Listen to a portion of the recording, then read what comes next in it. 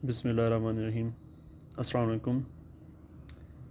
हम लोग solution of initial value problem को डिस्कस कर रहे थे और उसमें हम लोगों ने पिकार्ड मेथड और आयलर मेथड को डिस्कस किया था।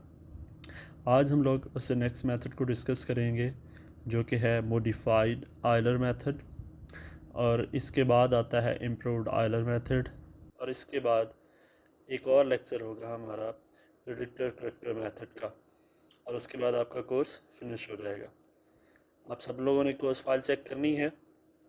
मेरे मुताबिक कोर्स फाइल में जितने भी टॉपिक थे वो सारे हमने कवर कर लिए हैं। अगर किसी को लगता है कि कोई टॉपिक हमने कवर नहीं किया, चाहे वो असाइनमेंट की फॉर्म में था या फिर बोर्ड पे जो हमने पढ़ा या फिर जो ऑनलाइन लेक्चर हुए हैं, इनमें से किसी भी मीडियम से अगर वो आपने टॉपिक नहीं पढ़ा तो वो आप लोग मुझे बताओगे। अदरवाइज़ नेक्स्ट 2 लेक्चर में हमारा कोर्स इंशाल्लाह फिनिश हो जाएगा। ठीक है, चलिए आज आज का टॉपिक हम लोग डिस्कस करते हैं, वो है मॉडिफाइड आयलर्स मेथड। प्रॉब्लम की फॉर्मेशन वही रहेगी, और जो मॉडिफाइड आयलर मेथड का फार्मूला है वो yn+1 = yn+h(xn) yn, और साथ में जो इसकी मॉडिफिकेशन होनी है उसका फार्मूला है yn + h/2 f(xn) yn plus f(xn+1) and yn+1। yn+1 हम यहाँ से कैलकुलेट करेंगे और फिर उस वैल्यू को हम क्या करेंगे, मॉडिफाई करेंगे। इम्प्रूव में भी कुछ इसी तरह का ही होता है जो इम्प्रूव्ड आयलर मेथड होता है, और जो मॉडिफाइड आयलर मेथड है जो हम यहाँ से अप्रॉक्सीमेशन कैलकुलेट करते हैं, फिर हम उसको दूसरे स्टेप में मॉडिफाई करते हैं। इसको 2 स्टेप फार्मूला भी कहा जाता है। इन टर्मिनोलॉजी ऑफ न्यूमेरिकल एनालिसिस इसे 2 स्टेप फार्मूला भी कहा जाता है। ठीक है, यहाँ से हम वैल्यू कैलकुलेट करेंगे, फिर हम उसको मॉडिफाई करेंगे। ये उसका फार्मूला है। अच्छा, आपने जहन में रखना है कुछ बुक्स में यहाँ पे m-1 भी लिखा हुआ है। ठीक है, ये मॉडिफिकेशन जब हम करते हैं तो अगर हम फर्स्ट मॉडिफिकेशन करें तो उसके हिसाब से यहाँ पे चेंज होता है, लेकिन हम इसको कंसीडर नहीं करेंगे। ठीक है, लेकिन ये आपने जहन में रखना है कि यहाँ पे m-1 भी हो सकता है। कुछ बुक्स में ये फार्मूला एज इट इज़ लिखा हुआ है।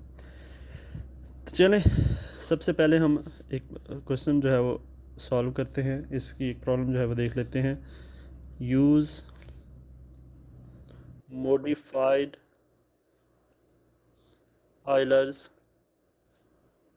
method to calculate the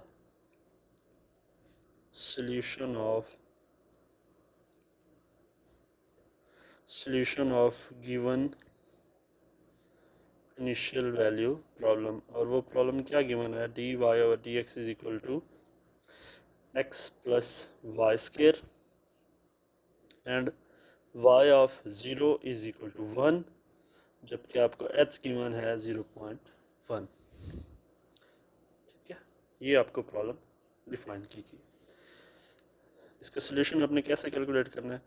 सबसे पहले तो आपने जो आपको डाटा गिवन है आपने वो लिख लेना है। f(x, y) आपको क्या गिवन है, x + y²। x0 क्या गिवन है आपको 0, और y0 आपको क्या गिवन है, y0 आपको गिवन है 1, और h आपको क्या गिवन है 0.1। उसके बाद आपने x की वैल्यूज़ कैलकुलेट करनी है। x1 किसके इक्वल होता है, x0 + h 0, x0 की वैल्यू 0 है, प्लस 0.1 तो ये 0.1 हो गया। x2 की क्या वैल्यू है, x1 + h = 0.1 + 0.1 = 0.2। ये x2 की वैल्यू आ गई। ठीक है, यहाँ पे क्वेश्चन की जो स्टेटमेंट है इसमें इजाफा कर लें, एट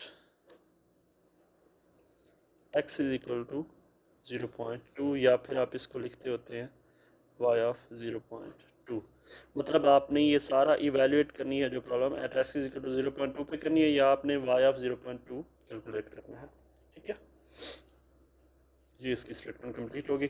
इसलिए हमारी वेरिएशन जो है वो कहाँ तक जाएगी, 0.2 तक जाएगी। चलें अब हम इसको सॉल्व करते हैं इस प्रॉब्लम को। तो स्टार्ट करते हैं। For n is equal to 0। तो पहले मैं क्या करता हूँ, जो मेरा पहला स्टेप है जो कि आइलर मेथड ही है, उससे y1 की वैल्यू कैलकुलेट करता हूँ। तो y1 क्या हो जाएगा, y not plus h F of x not y not.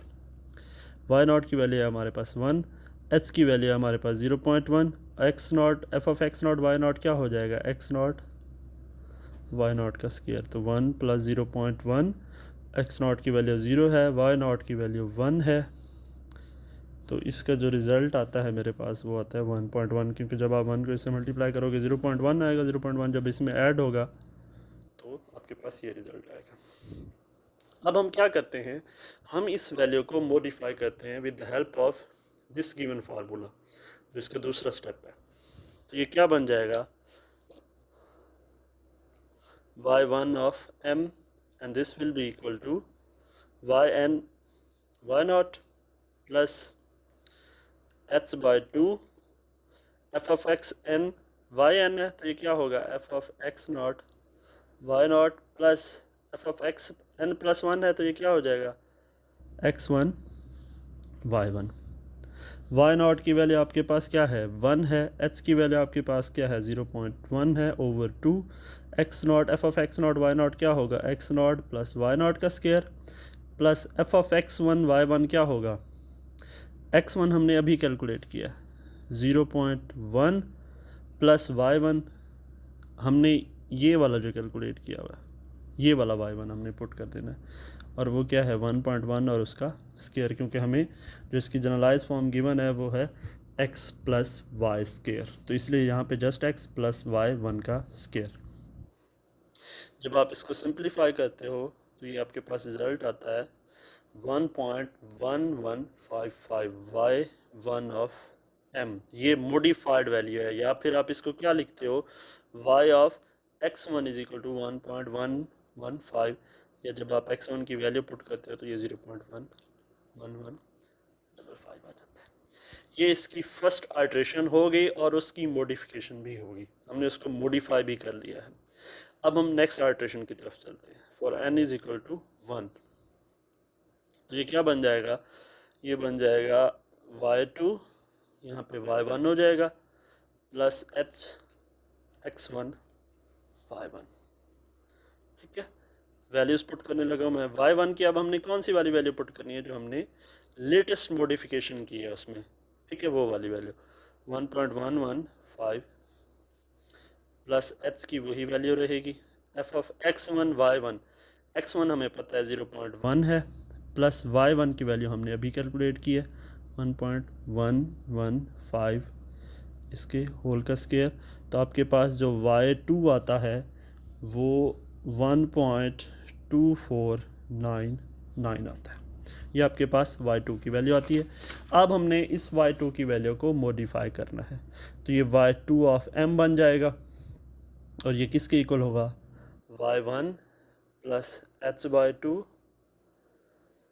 f of x1 y1 plus f of x2 y2। ठीक है, y1 की कौन सी वैल्यू हमने यूज़ करनी है, जो हमने यहाँ से अप्रॉक्सीमेट की है 1.1155 plus 0.1 over 2, x1 0.1 plus y1 की वैल्यू हमने अभी कैलकुलेट किया 1.1155 का square plus f of x2 की वैल्यू हमें पता है 0.2 है, प्लस y2 जो हमने अभी कैलकुलेट किया है 1.2499 और इसका स्क्वायर। जब आप इसको सिंप्लीफाई करते हो तो आपके पास y2 ऑफ m की वैल्यू क्या आती है 1.2708। इसका मतलब है आपने जो y2 कैलकुलेट किया था आपने उसको मॉडिफाई कर लिया, जिसको हम लिख सकते हैं y of 0.2 is equal to 1.2708, जो कि हमारा रिक्वायर्ड सॉल्यूशन था। ठीक है, उम्मीद है आप लोगों को ये समझ आ गया होगा। इससे नेक्स्ट सिर्फ 2 लेक्चर होंगे हमारे, उसमें हमारा कोर्स ख़त्म हो जाएगा और उसके बाद इंशाल्लाह आप लोगों की प्रेजेंटेशन और क्विज़ेज़ जो हैं वो स्टार्ट होंगे। आपने अपने नोट्स जो है वो सारे कंप्लीट कर लेने हैं।